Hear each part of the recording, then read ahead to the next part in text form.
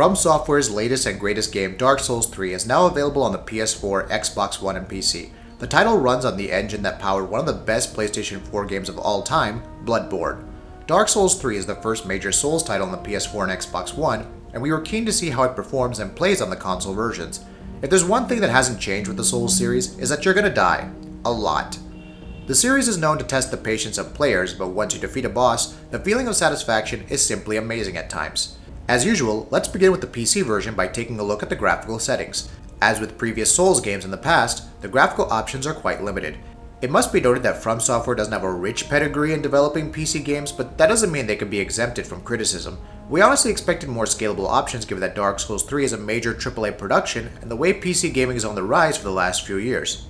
Having said that, the PC options are limited to changing the resolution, texture quality, depth of field, SSAO, motion blur, reflection quality, effect quality, and a few other variables. Anti-aliasing does not have a ton of options and is simply restricted to on or off. Given that the game uses the Bloodborne engine, it uses a hardware-based AA to smoothen out the edges, and for the most part, it does an okay job. Before we jump into analyzing the performance, it must be noted that we're running all versions with patch 1.03, which brings tremendous improvements in terms of performance. The game recommends an ATI Radeon HD 7850, an AMD FX 8150 3.6 GHz, or an NVIDIA GeForce GTX 750, Intel Core i7 2600 3.4 GHz, and 8 GB of memory, which isn't really a hefty requirement if we were to be honest.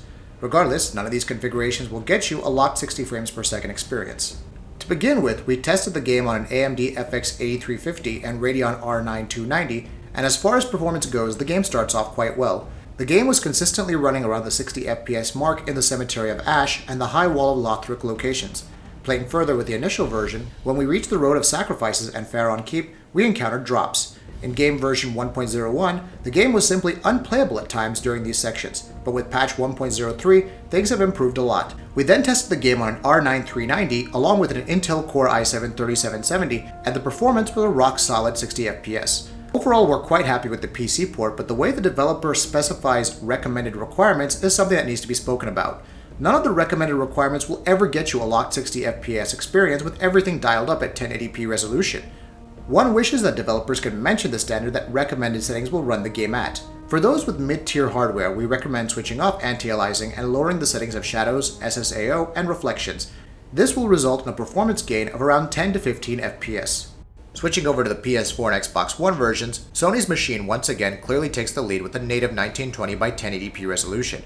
The Xbox One build runs at 900p, resulting in a slightly softer image quality overall. Both versions employ a 30 frames per second cap, and difference in performance can be observed at times. In the initial version, the Cemetery of Ash and High Wall of Lothric locations, performance issues were observed on the Xbox One.